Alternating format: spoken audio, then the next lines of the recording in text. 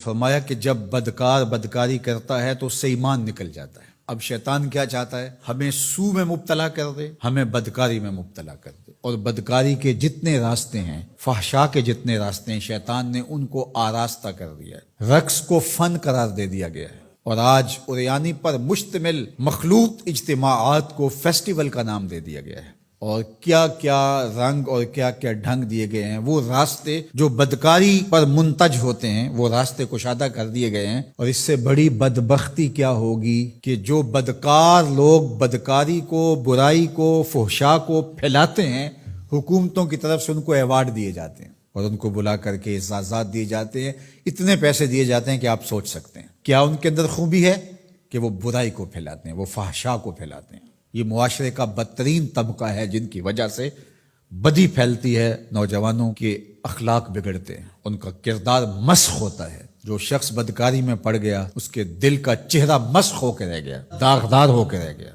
فحشا تو بہت بڑا جرم ہے، عام گناہ کرنے سے بھی حدیث پاک میں آتا ہے کہ دل کے اوپر سیاہ داغ پڑ جاتا ہے۔ اگر بندہ توبہ نہیں کرتا، دوبارہ گناہ کرتا ہے تو وہ داغ پھیلنا شروع ہو جاتا ہے، حتیٰ کہ ایک وقت ایسا آتا ہے پورا دل سیاہ ہو جاتا ہے۔ جب پورا دل سیاہ ہو جاتا ہے تو پھر بدی اور نیکی کا امتیاز بھی مٹ جاتا ہے۔ ایک وقت ہوتا ہے کہ بندہ گناہ کرتا ہے، اس کو چین نہیں آتا کہ میں کیا کر بیٹھا ہوں، لیکن جب گناہ پہ گناہ، گناہ پہ گناہ، بدکاری پہ بدکاری کرتا ہے تو پھر اس کو کوئی پریشانی نہیں ہوتی۔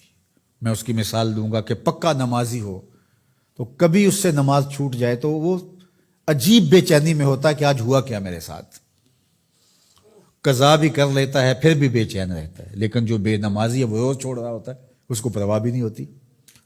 اگر کوئی شریف آدمی کسی کو ظلمن تھپڑ مار بیٹھے تو اتنی تکلیف اس کو نہیں ہوتی جتنی اس کو ہو رہی ہوتی ہے۔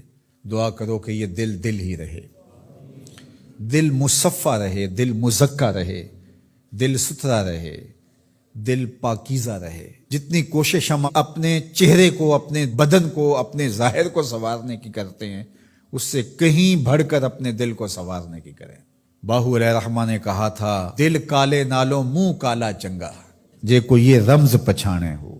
تو شیطان دل پہ ہی قبضہ جماتا ہے۔ شیطان جاسم علی قلب ابن آدم فاذا ذکر اللہ خنسا واذا غفل وسوسہ، تو یہ غافل نہ ہو پائے، ہر وقت اللہ کے ذکر میں رہو۔ اس لیے ہمیں 5 بار مسجد میں بلایا جاتا ہے۔ نمازیں ہیں تو ہم صبح ساری پڑھ لیں ایسا نہیں ہے، ہمیں مختلف اوقات میں بلایا گیا ہے۔ صبح اٹھتے ہی سجدہ ریز ہو جائیں، پھر کام پہ جائیں، کام میں انہماک ہونے لگے تو پھر بلا لیا گیا، آؤ جو ظہر کے وقت، پھر گئے تھوڑا وقت گزرا تو پھر انہماک ہونا لگا، کھونے لگے تو کہا پھر آ جاؤ عصر کے وقت، پھر چھٹی ہوئی گھر جانے لگے، کہا پہلے نماز پڑھ لو، پھر کھانا کھایا، بچوں میں بیٹھے کھیل کود میں لگے، دل غافل ہونے لگا، کہا آ جاؤ پھر عشاء کے وقت آ جاؤ۔ اور نماز سے پہلے بھی ذکر، نماز کے بعد بھی ذکر، سونے سے پہلے ذکر، سونے کے بعد ذکر، اٹھتے ہوئے ذکر، کھاتے ہوئے ذکر، کھانے کے بعد دعا، آئینہ دیکھتے ہوئے دعا، لباس بدلتے ہوئے دعا، سیڑھیاں چڑھتے ہوئے، سیڑھیاں اترتے ہوئے، کسی چیز کو دیکھتے ہوئے، کسی مومن کو ملتے ہوئے۔ ہماری زندگی کو دیکھیے مسلمانوں کی، ہم تو ہر وقت ذکر میں رہتے ہیں، ہر وقت اسی کا نام جپ رہے ہوتے ہیں، کبھی السلام علیکم، کبھی سبحان اللہ، کبھی ماشاء اللہ، کبھی الحمدللہ، کبھی لا الہ الا اللہ، کبھی لا حول ولا قوت الا باللہ، کبھی اللہ اکبر، کبھی نماز، کبھی سجدہ، کبھی رکوع، کبھی قیام۔ کیسی زندگی ہے مومن کی۔ اور 8 دن کے بعد تفصیلی روشنی کے لیے ہم مسجدوں کے اندر حاضر ہوتے ہیں، اس میں خطبہ سنتے ہیں، اس میں گفتگو سنتے ہیں، بیٹھتے ہیں، ذکر فکر کرتے ہیں، اور پھر ماہ سیام آ جاتا ہے تو پوری ٹیوننگ ہو جاتی ہے پورے جسم کی۔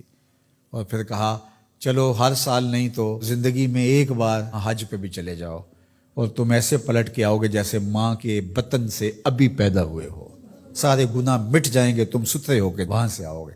تو مومن پاکیزہ دل ہوتا ہے، فحشا سے، سو سے، برائیوں سے۔ آج نہ ہماری نگاہیں پاک، نہ کان پاک، نہ خیال پاک، نہ سوچے پاک، سب کچھ آوارگی میں آ گئی۔ تو اس لیے ہمارا رب کیا چاہتا ہے کہ ہم نیک ہوں، صالح ہوں۔